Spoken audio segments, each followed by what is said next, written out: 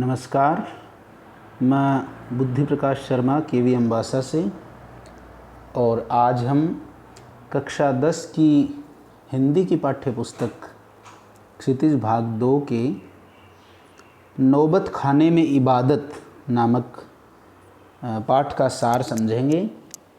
नौबत खाने में इबादत यह जो पाठ है, यह संगीत की दुनिया में शहनाई की दुनिया का एक बड़ा नाम, भारत रत्न पुरस्कार प्राप्त और एक बहुत ही प्रसिद्ध हस्ती के बारे में है। और हम देखेंगे कि यह हस्ती किस तरह से अपने बचपन से और पारंगत होती हुई, शिक्षा प्राप्त करती हुई, संगीत की बारीकियां सीखती हुई, आगे चलकर प्रसिद्ध शहनाई वादक उस्ताद बिस्मिल्लाह खां के रूप में तैयार होती है। इस पाठ के लेखक हैं यतीन्द्र मिश्र। यतीन्द्र मिश्र का मैं थोड़ा परिचय दे दूं। यतीन्द्र मिश्र का जन्म 1977 में उत्तर प्रदेश राज्य के अयोध्या नामक स्थान पर हुआ। लखनऊ विश्वविद्यालय से उन्होंने हिंदी में एमए किया और वर्तमान में वे स्वतंत्र लेखक हैं। उन्हें विभिन्न पुरस्कार प्राप्त हुए हैं।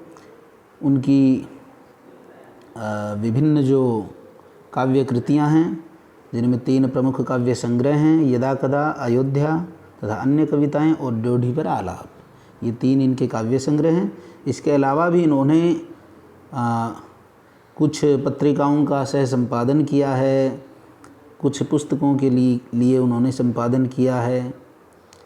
और यह जो इनका पाठ है, नौबत खाने में इबादत, यह प्रसिद्ध शहनाई वादक उस्ताद बिस्मिल्लाह खां पर एक रोचक शैली में लिखा गया व्यक्ति चित्र है। व्यक्ति चित्र में हम किसी व्यक्ति के गुण, दोष, उसके स्वभाव की बारीकियों के बारे में जानते हैं। यह होता है व्यक्ति चित्र। तो यतीन्द्र मिश्र ने बिस्मिल्लाह खां का परिचय तो दिया ही है। उनकी क्या रुचियां रही हैं, उनके अंतर्मन की बुनावट क्या है, मन में वो कैसा सोचा करते थे, संगीत की उनकी साधना, उनकी जो लगन है, उसे भी उन्होंने संवेदनशील भाषा में व्यक्त किया है।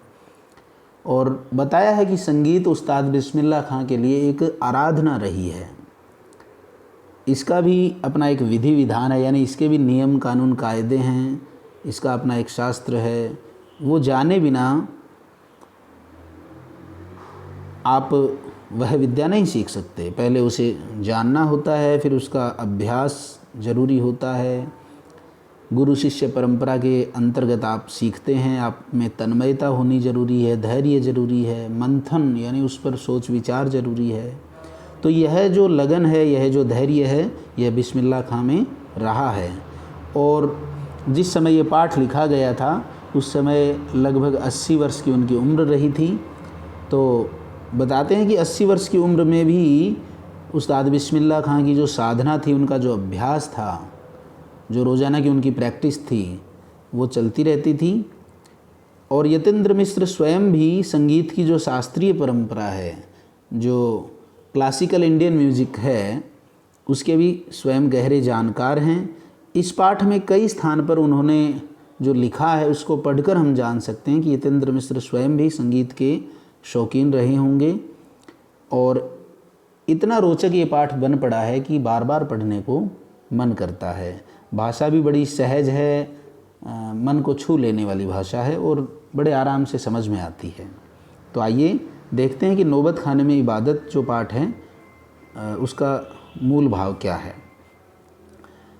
पाठ की शुरुआत 1916 से 1922 ईस्वी के आसपास में भारत का एक प्रमुख शहर, जिसे विश्व के प्राचीनतम शहरों की गणना में और शीर्ष पर रखा जाता है, काशी, जिसे हम बनारस अथवा वाराणसी के नाम से भी जानते हैं, वहाँ की पृष्ठभूमि में ये पाठ शुरू होता है। और काशी में भी बात करें तो पंचगंगा जो घाट है, वहाँ पर स्थित बालाजी मंदिर की ड्योढ़ी यानी मकान या जो भवन होता है, उसका जो बाहरी हिस्सा होता है, जहाँ से दरवाजे से आप अंदर जाते हैं, उस बाहरी चौखट को ड्योढ़ी कहते हैं। उस बाहरी क्षेत्र को ड्योढ़ी कहते हैं, जहाँ से आप फिर अंदर जाना शुरू करते हैं। तो उस ड्योढ़ी में फिर नौबत खाना और नौबत खाने से निकलने वाली फिर मंगल ध्वनि।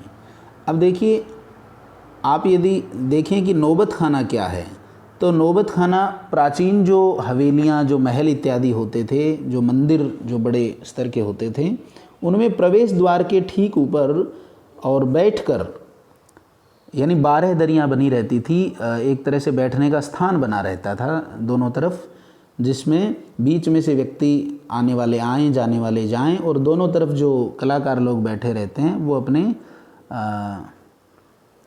वाद्य यंत्र हैं, जो इंस्ट्रूमेंट्स हैं, उन्हें बजाते हैं, मनोरंजन करते हैं, प्रार्थना इत्यादि करते हैं। तो वो जगह नौबत खाना कहलाती थी।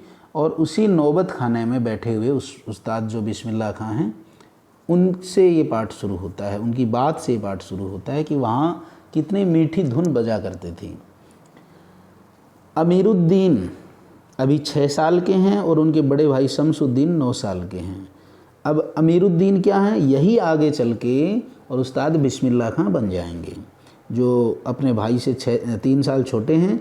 और इस 6 साल के बच्चे को पता नहीं है कि राग क्या होता है, धुन क्या होती है, लय क्या होती है, ताल क्या होती है, क्योंकि अभी उसकी उम्र नहीं है। रागों के क्या भेद हैं, कौन सी भीम पलासी है, कौन सी मुल्तानी है, कौन सी भैरवी है, कौन सी अहीर भैरवी, कुछ उसको पता नहीं है। और ये जो अमीरुद्दीन हैं, इनके 2 मामा जी हैं, सादिक हुसैन और अली बख्श, जो कि उस समय के और हमारे देश के जाने माने शहनाई वादक थे। और चूँकि राजाओं का ज़माना था, अंग्रेज़ों के ज़माने में जो रजवाड़े होते थे, जो राज दरबार होते थे, उनमें जगह जगह जाके ये अलग अलग राजाओं के, बादशाहों के, नवाबों के सामने और अपनी शहनाई का जो हुनर था वो दिखाया करते थे, बख्शीश या पुरस्कार पाते थे। और ये जो बजाने का क्रम था कि आज यहाँ कल और कहीं, उसमें सबसे पहले कोई नाम आता था वो था काशी का बालाजी का मंदिर, पंचघाट पे जो स्थित है। यहाँ इनका नियम था कि जब भी ये काशी में रहेंगे तो इनके दिन की जो अभ्यास की शुरुआत है वो बालाजी मंदिर से ही होगी। हर दिन की शुरुआत वहीं ड्योढ़ी पर होती है। और मंदिर के जो विग्रह हैं, यानी जो मूर्तियाँ हैं, उनको पता नहीं कितनी समझ है कि रोज़ बदल बदल कर अलग अलग रागें सुनते रहते हैं। लेखक की ये जो भाषा है ये बड़ी मुहावरेदार है। यही साहित्य का अपना एक मज़ा होता है कि वह निर्जीव को भी सजीव मानकर और अपनी बात कहता है। तो मूर्तियों को पता नहीं समझ है कि नहीं, लेकिन रोज़ाना नई नई रागें वो सुनती रहती हैं। और अली बख्श के घर का ये ख़ानदानी पेशा है, यानी जो उस्ताद बिस्मिल्लाह खां हैं उनके ननिहाल वालों का ये ख़ानदानी यही काम है कि वो पीढ़ी दर पीढ़ी हैं और इस ड्योढ़ी पर, इस मंदिर के दरवाजे पर शहनाई बजाते रहते हैं।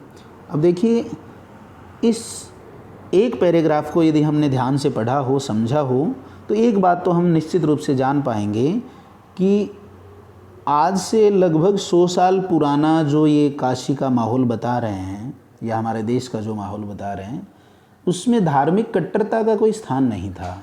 यानी हिंदुओं का मंदिर है, मुसलमान उसमें नियमित रूप से सेवा देते आ रहे हैं।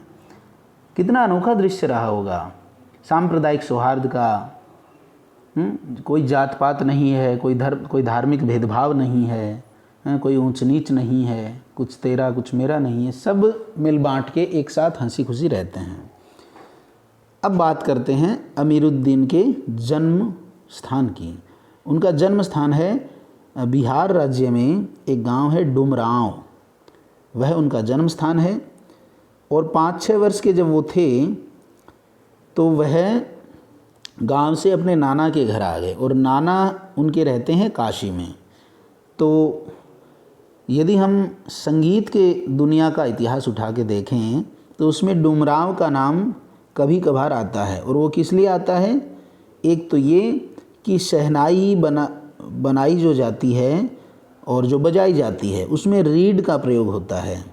अब रीड क्या होता है? रीड अंदर से खोखली होती है और उसके सहारे फिर आप फूंक मारते हैं तो शहनाई में से आवाज़ निकलती है। यानी ये घास का या लकड़ी का वो टुकड़ा है जिसमें छेद करके और फूंक मार के आप आवाज़ निकाल सकते हैं। तो वह जो रीड है वह नरकट नाम की एक घास है, उससे बनाई जाती है। और वह जो नरकट घास है वह डुमराव गांव के नज़दीक से बहने वाली जो सोन नदी है उसके किनारों पे पाई जाती है। तो इस तरह डुमराव का यानी उस्ताद बिस्मिल्लाह खां के जन्म स्थान का और संगीत की दुनिया से एक अजीब सा नाता है, अप्रत्यक्ष एक संबंध है, जो सीधा सीधा तो नहीं है लेकिन आप कह सकते हैं अप्रत्यक्ष रूप से कहीं ना कहीं उनका गांव भी संगीत की दुनिया से जुड़ा हुआ है। क्योंकि संगीत की दुनिया का ही एक वाद्य यंत्र शहनाई, और उसे बनाने में उस डुमराव गांव के नज़दीक जो घास पाई जाती है, नरकट घास जो कि सोन नदी के किनारे हैं, उसका प्रयोग होता है। तो जाने अनजाने डुमराव गांव है, उसका नाम भी संगीत की दुनिया के इतिहास में ज़रूर लिया जाता है और आगे भी लिया जाएगा। तो वहाँ से अपने उस्ताद बिस्मिल्लाह खां साहब थे और इनके परदादा थे, वो भी यहीं के निवासी थे। फिर कहानी आगे बढ़ती है, ये व्यक्ति चित्र, ये संस्मरण आगे बढ़ता है, ये बातचीत आगे बढ़ती है, ये पाठ आगे बढ़ता है और हम देखते हैं कि अब अमीरुद्दीन, जो कि उस्ताद बिस्मिल्लाह खां के बचपन का नाम है, वास्तविक नाम है, वह उनकी उम्र 14 साल हो गई है और वो काशी में हैं। अब उसी बालाजी के मंदिर की बात है और अब बिस्मिल्लाह खां को वहाँ पे रोज़ाना अभ्यास करने के लिए जाना जाता है। पहले दृश्य में हमने देखा उनकी उम्र थी 6 वर्ष और अब उनकी आयु हो गई है 14 वर्ष। तो इस 8 साल के दौरान उन्होंने संगीत की जो प्रारंभिक शिक्षा है वो ग्रहण की है और अब उन्हें रोज़ाना अभ्यास के लिए, रियाज के लिए वहाँ जाना होता है। और एक रास्ता है बालाजी मंदिर तक जाने का। ये जो रास्ता है, इसके बीच में एक ऐसा भवन, एक ऐसा घर आता है, रसूलन बाई और बतूलन बाई, ये गायिकाएं हैं जो कि पीढ़ी दर पीढ़ी गाने का काम किया करती हैं, नाच गाने का काम करती हैं। और जब बिस्मिल्लाह खां या कहें अमीरुद्दीन यहाँ से गुज़रते थे तो उन्हें वहाँ से संगीत की आवाज़ें आती थी, कभी ठुमरी, कभी टप्पा, कभी दादरा, और वो धुनें, वो संगीत का जो स्वर था वो उनके कानों में गूंजता रहता था। बड़ी खुशी होती थी अमीरुद्दीन को। और बाद में बिस्मिल्लाह खान साहब ने अपने साक्षात्कारों में जो इंटरव्यू उन्होंने दिए लोगों को, उनमें स्वीकार भी किया है कि बचपन में उनकी जो संगीत में जो रुचि बनी उसके पीछे इन दोनों बहनों रसूलन बाई और बतूलन बाई का भी बड़ा हाथ रहा है, क्योंकि इनकी आवाज़ इनको अच्छी लगती थी। तो एक प्रकार से हम कह सकते हैं कि जो खाली कागज़ होता है उस पर संगीत रूपी अक्षर लिखने का काम इन दोनों बहनों ने प्रारंभिक रूप में किया है। अब हम वैदिक इतिहास देखें, प्राचीन भारत में जो वेद लिखे गए उनके इतिहास में देखें तो कहीं भी शहनाई का कोई उल्लेख नहीं है। और संगीत शास्त्र में यदि देखें तो शहनाई की जो श्रेणी है वो है सुशिर वाद्य की। सुशिर वाद्य यानी जिनको फूंक मार के बजाया जाता हो। तो ऐसे वाद्य यंत्रों में शहनाई को शाहे नए यानी सुशिर वाद्यों में शाह है, कह सकते हैं राजा। फूंक मारकर बजाए जाने वाले जितने भी वाद्य यंत्र हैं, जैसे बांसुरी है, जैसे शहनाई है, जैसे भोंपू है, उन सब में शहनाई को शाहे नए यानी इनका राजा बताया गया है। और 16वीं शताब्दी के अंत तक आते आते तानसेन के द्वारा जो रचनाएं की गई थी, जिनमें एक संगीत राग कल्पद्रुम नाम की पुस्तक से जानकारी भी हमें प्राप्त होती है, उसमें शहनाई, मुरली, वंशी, श्रृंगी, मूर्छंग आदि सुशिर वाद्यों का वर्णन आता है। ये सारे के सारे और मुंह से फूंक मारकर और लकड़ी की सहायता से बजाए जाते हैं। अवध क्षेत्र के जो पारंपरिक लोकगीत हैं, अवध क्षेत्र कौन सा है? वही है जो उत्तर प्रदेश में अयोध्या है। तो वहाँ की जो लोकगीत हैं और उत्तर प्रदेश और बिहार में जो चैती गाई जाती है, जो कि लोकगीत का एक प्रकार है, उसमें भी शहनाई का बार बार उल्लेख आता है। और यह इसकी जो ध्वनि है, इसका जो स्वर है, इसकी जो आवाज़ है, वह शुभ कार्यों की सूचक है, मंगल कार्यों की सूचक है।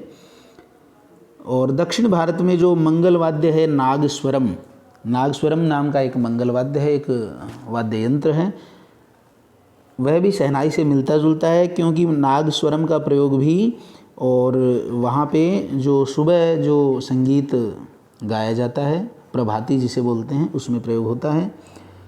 तो शहनाई वादक जो बिस्मिल्लाह खां हैं, अब उनका व्यक्तित्व देखिए, उनके अंतर्मन की आवाज़ देखिए। वो हमेशा ईश्वर से क्या मांगते हैं? अपने गले के सच्चे सुर मांगते हैं। वो कहते हैं कि हे ईश्वर, आप मुझे यदि कुछ देना चाहते हैं तो मुझे धन दौलत और दुनिया भर के जो ऐशो आराम हैं उनकी कोई चाहत नहीं है, कोई इच्छा नहीं है। आप मुझे सच्चा सुर बख्श दें, दे दें, क्योंकि मेरी जो पहचान है वो इस संगीत की वजह से है। तो मेरे स्वरों में इतनी ताकत दें, इतनी शक्ति दें कि सुनने वाला सम्मोहित हो जाए और अनायास ही उसकी आंखों से और खुशी के आंसू आने लगें। यदि ऐसा हो तो मैं कह सकता हूँ कि मैंने भगवान से कुछ मांगा और बदले में उन्होंने कुछ मुझे वास्तव में दिया।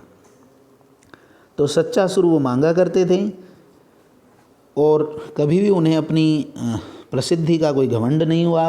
उन्हें जब भारत रत्न मिल गया था उसके बाद भी वे और एक फटी पुरानी जो लुंगी होती है, जो कि कमर के नीचे पहने जाने वाली एक पोशाक है, उसको लपेट लिया करते थे। वो फटी रहती थी तो भी उनको ये चिंता नहीं रहती थी कि मुझे भारत रत्न जैसा भारत का सर्वोच्च पुरस्कार मिल चुका है तो मैं इस तरह पहनावे का ध्यान रखूं। उनके लिए एक ही चीज़ महत्व रखती थी, वो थी ईमानदारी से और अपना काम करना। तो ये हमें उनके जीवन से सीख मिलती है। इसके अलावा वो कभी भी धार्मिक भेदभाव नहीं करते थे। जैसे देखिए, बालाजी के मंदिर में बचपन से वो बजाते आ रहे हैं। दूसरी कहीं जगह भी जब वो जाते थे तो हमेशा काशी विश्वनाथ जो मंदिर है, बालाजी का जो मंदिर है, उसकी तरफ, उस दिशा में मुँह करके ही वो अपने कार्यक्रम की शुरुआत करते थे। और इसके अलावा मुस्लिम धर्म के, इस्लाम के जो पर्व मनाए जाते हैं, मुहर्रम इत्यादि, उन्हें भी वे और पूरे शौक़ से मनाते थे। तो इससे पता लगता है कि हिंदू मुस्लिम का जो भेदभाव है, ऐसी कोई चीज़ उनके मन में कभी नहीं रही थी। मुहर्रम में वो जब दुखी हो जाते तो उसी तरह साथ में उनकी बाल सुलभ चेष्टा थी कि मान लो काशी की जो प्रसिद्ध कुलसुम हलवाइन की जो कचौड़ी की दुकान है, उन कचौरियों के उतरने में या तेल में उनकी छनछनाहट में भी उन्हें संगीत नज़र आता था। तो ऐसे सच्चे, ऐसे ईमानदार और ऐसे बच्चों की तरह निश्चल व्यक्तित्व के धनी थे उस्ताद बिस्मिल्लाह खां। और आगे हम देखते हैं कि काशी का जो माहौल है उसमें क्या बदलाव आए हैं, ये भी हमें इस पाठ से पता लगते हैं। जैसा कि उस्ताद बिस्मिल्लाह खां बताते हैं कि जब वो छोटे थे तो काशी में संगीत के आयोजन की एक बहुत ही प्राचीन और अद्भुत परंपरा रही थी, जिसका आयोजन कई वर्षों से संकट मोचन मंदिर में ही होता रहता था। और उस्ताद बिस्मिल्लाह खां उसमें बचपन से ही और बड़ी श्रद्धा भाव से जाया करते थे। अब वो कहते हैं कि क्या करें मियाँ, ई काशी छोड़कर कहाँ जाएं, गंगा मैया यहाँ, बाबा विश्वनाथ यहाँ, बालाजी का मंदिर यहाँ, यहाँ हमारे ख़ानदान की कई पुश्तों ने शहनाई बजाई है। हमारे नाना तो वहीं बालाजी मंदिर में बड़े प्रतिष्ठित शहनाई बाज रह चुके हैं। अब हम क्या करें, मरते दम तक न तो यह शहनाई छूटेगी न काशी। और जिस ज़मीन ने हमें तालीम दी यानी शिक्षा दी, जहाँ से हमने अदब पाई यानी शिष्टाचार सीखा, वो कहाँ और मिलेगा। शहनाई और काशी से बढ़कर कोई जन्नत नहीं, यानी कोई स्वर्ग नहीं इस धरती पर हमारे लिए। एक मुसलमान सोचिए ये बात कह रहा है कि हिंदुओं का जो सबसे प्रसिद्ध धार्मिक स्थल है काशी, उसके लिए वह कह रहा है कि ये हमारे लिए जन्नत है, स्वर्ग है। यह हिंदू मुस्लिम संस्कृति का, गंगा जमुनी तहजीब का बहुत बड़ा उदाहरण है। ऐसा उदाहरण आपको जल्दी से कहीं देखने को नहीं मिलेगा। कहा है कि काशी संस्कृति की पाठशाला है। काशी संस्कृति की पाठशाला कैसे है कि यहाँ जो विभिन्न संस्कृतियाँ हैं वो हमें देखने को मिलती हैं। तो काशी संस्कृति की पाठशाला है, ये इसका एक महत्वपूर्ण बिंदु है इस पाठ में याद रखने लायक। क्योंकि काशी में एक तरफ आपको संगीत की परंपरा देखने को मिलती है, एक तरफ आपको जो धार्मिक आयोजन हैं, काशी विश्वनाथ जो मंदिर है विश्व का प्रसिद्ध भगवान शंकर का मंदिर है, बालाजी के मंदिर में बचपन से ही जाते रहे हैं। काशी बिस्मिल्लाह खां के नाम से भी प्रसिद्ध है, बिस्मिल्लाह खां को भी विश्व स्तर पर यहाँ से प्रसिद्धि मिली है, इस वजह से भी लोग काशी को जानते हैं। काशी में हज़ारों साल का इतिहास है, क्योंकि ये दुनिया के सबसे पुराने शहरों में से एक है। तो काशी की बहुत पहचान है। काशी का अपना जो सांस्कृतिक सद्भाव है, लोगों का जो आपसी भाईचारा है, वह भी इसको बड़ा नाम दिलवाता है। इस तरह से काशी संस्कृति की पाठशाला, अलग अलग धर्म, अलग अलग जातियों का, अलग अलग संस्कृतियों का यहाँ पे मिलन है। और काशी की जब बात होती है तो उस्ताद बिस्मिल्लाह खां का नाम ज़रूर वहाँ पे आता है, और उस्ताद बिस्मिल्लाह खां का नाम जब आता है तो उनकी शहनाई का नाम ज़रूर आएगा। इसमें लेखक बताते हैं कि एक बार किसी शिष्य ने उनसे डरते डरते खान साहब को पूछा था कि बाबा आप ये क्या करते हैं, आपको भारत रत्न मिल चुका है, इतना नाम है आपका, और आप ये फटी तहमद पहनते हैं, यानी फटी हुई लुंगी पहनते हैं, तो ये अच्छा नहीं लगता। जब कोई आता है तो आप इसी में सबसे मिल भी लेते हैं। तो उन्होंने कहा कि अरे पगली, ये भारत रत्न हमको शहनैया पे मिला है, लुंगिया पे नहीं।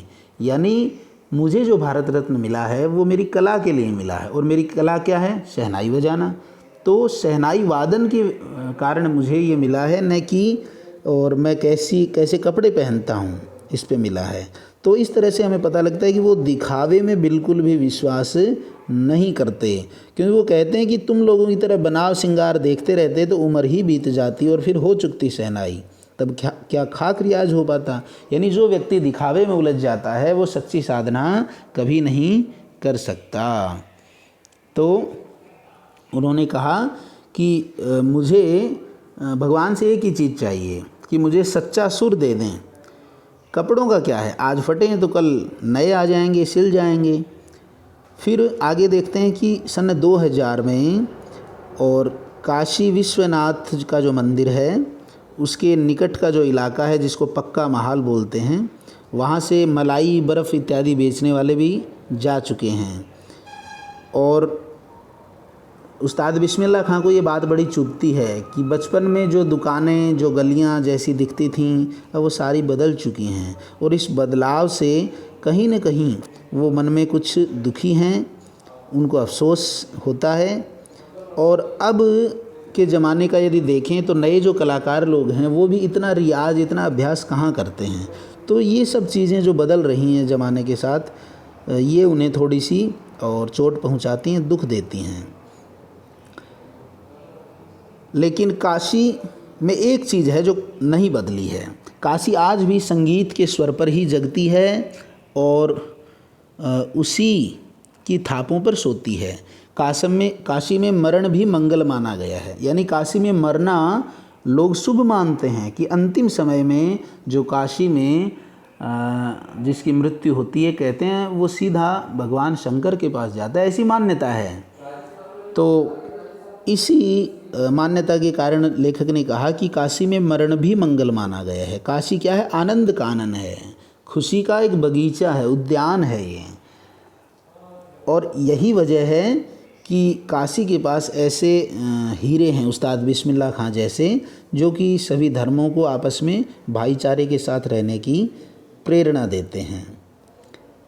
और फिर हम देखते हैं कि 90 वर्ष की भरी पूरी आयु में 21 अगस्त 2006 को अपने संगीत प्रेमियों से विदा लेकर इस संसार को अलविदा कह देने वाले खां साहब ने यदि ज़िंदगी में सबसे ज़्यादा कुछ हमें सिखाया है तो वो ये सिखाया है कि संगीत को संपूर्णता से सीखने की जो इच्छा है वो आप अपने अंदर जिंदा रखिए। यानी पूर्णता तो सिर्फ परमात्मा में होती है, परमात्मा पूर्ण है, लेकिन उसकी जितनी भी कृतियां हैं, यानी जितने भी मनुष्य हैं, कोई भी प्राणी है, जीव जंतु हैं, सभी यदि निरंतर और ज़्यादा सीखने का, और ज़्यादा कुशल होने का यदि प्रयास करते रहें तो वास्तव में हमारा जन्म लेना सार्थक होता है। तो इस पाठ से हमें देखिए क्या क्या महत्वपूर्ण बिंदु सीखने को मिले हैं। एक ये है कि काशी है वो विभिन्न संस्कृतियों का मिलन स्थल रहा है। दूसरा ये है कि उस्ताद बिस्मिल्लाह खां का जो जीवन है वो हमें संगीत के प्रति उनकी एकाग्रता, विभिन्न जो धर्म हैं उनके बीच में आपसी भाईचारा, प्रेम की भावना और दिखावे से दूर रहने की जो उनकी इच्छा है, जो उनका सिद्धांत है, जो जीवन मूल्य है, उसका अनुपालन करने की शिक्षा ये पाठ हमें देता है। तो आशा है कि इस पाठ का ये जो सार है, ये जो मूल भाव है, ये आप सबको समझ में आया होगा, आपको अच्छा भी लगा होगा। और इसमें बहुत से नए शब्द हमें सीखने को मिले हैं, जैसे ड्योढ़ी, नौबत खाना, रियाज, मार्फत आदि। और आगे यदि हम देखें तो संगीत के दुनिया से जुड़े हुए 5-6 नए शब्द हैं। सम, श्रुति, वाद्य यंत्र, तत्, वितत, सुशीर, घन वाद्य, अवनद्ध, चैती, ठुमरी, ये सब, इनका भी हम रुचिपूर्वक अध्ययन कर सकते हैं। इनके बारे में विशेष रूप से जानने के लिए हमें पुस्तकालय में अथवा फिर विभिन्न जो सूचना के माध्यम हैं उनके द्वारा, इंटरनेट के द्वारा, और इनके बारे में विशेष जानकारी लेने का प्रयास करना चाहिए। इससे हमारी रुचियां हैं वो और ज़्यादा गहरी होती हैं, उनमें विस्तार आता है। ज्ञान से हमारा आत्मविश्वास बढ़ता है, क्योंकि ज्ञान को शक्ति का स्रोत कहा गया है। तो आज के सत्र में बस इतना ही, और अब मैं आपसे अनुमति चाहता हूँ। धन्यवाद।